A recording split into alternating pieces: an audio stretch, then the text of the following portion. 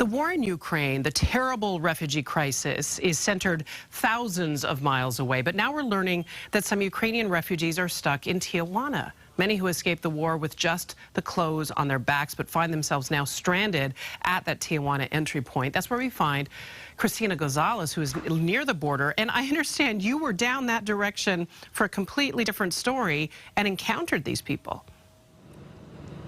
Yeah, that's right. And we are right. That's the wall right behind us. And what is happening is that Ukrainian refugees, even those with valid passports, can't just come into the U.S.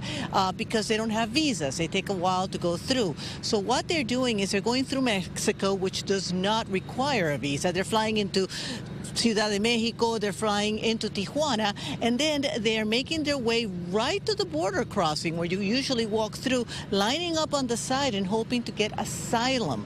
And here's what that looks like. Slava Ukraini! Ukrainian refugees on the Mexican side of the border with the U.S. at the Tijuana entry point. A long line, adults, children, huddled with their few belongings under a tattered, fluttering Ukrainian flag, waiting for a sponsor. So right now we're escorting the best friend's daughter to the U.S. and we're going to be sponsoring her. So whoever has a valid passport from Ukraine is able to come here to reunite with their families in the U.S. There's Alina, who escapes through the bombs with her 3-year-old daughter and their dog, which she would have never considered leaving behind. No, never, never. She's a part of my life, of my family.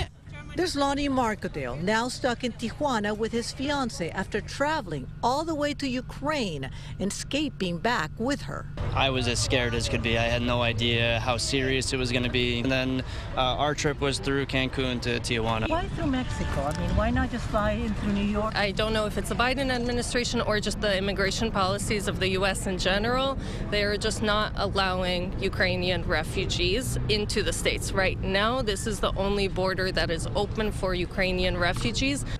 Now, this is just a sample of the numbers of people who are sitting in Tijuana, not far from here, waiting for a chance to get here to try to get in. I was surprised when I got to the waiting area over there. We had to spend I think we were there for probably maybe 12 or 14 hours. I can't remember. We had to sleep overnight on, some cement floors. They're giving out blankets and some stuff to help with people. We try to prioritize the children to make sure that, they're comfortable and there's food and water. Mexican authorities tell us that close to 1,000 Ukrainians have shown up at the border this month. Many are being allowed in, but not all, says this woman.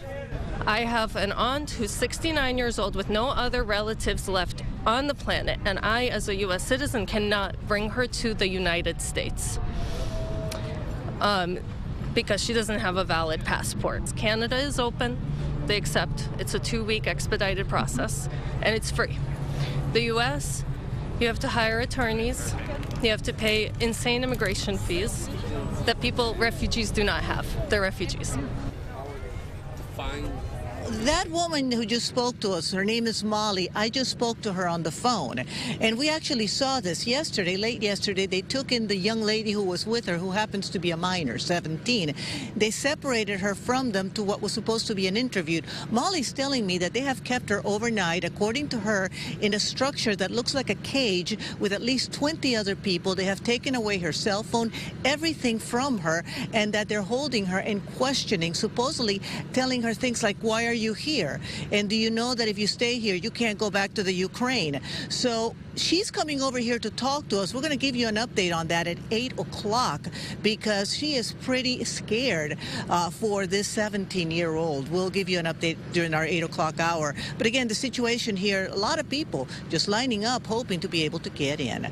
Live in San Isidro, I'm Cristina Gonzalez. Back to you, Michaela. Cristina, any sense that any other immigration authorities are aware of what's going on here? Is there a process in the works to allow these refugees in an expedited manner, or are they just whiling their time away, hoping that one by one they get let in?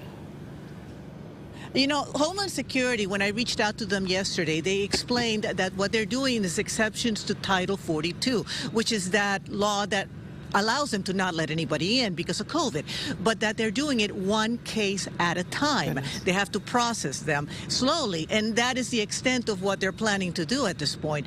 Now, this whole new development of holding minors, which is reminiscent of some of the stuff we went through not too long ago with Central Americans, is a whole new thing that I've just heard about. I've reached out to them. I'm reaching out to the attorneys. We should be able to develop this throughout the morning as much as we can. I'll let you know. Again, this story you happened upon, many people didn't even know this was happening, but again, that border is where it's going on in the southern border with Mexico. Keep us posted. Again, you're going to join us in our next hour to tell some more stories of some of the people that are stuck there. Christine, this is terrific reporting on your part. Thanks so much for alerting us. Thank you. Thank you. Thank you. See you soon.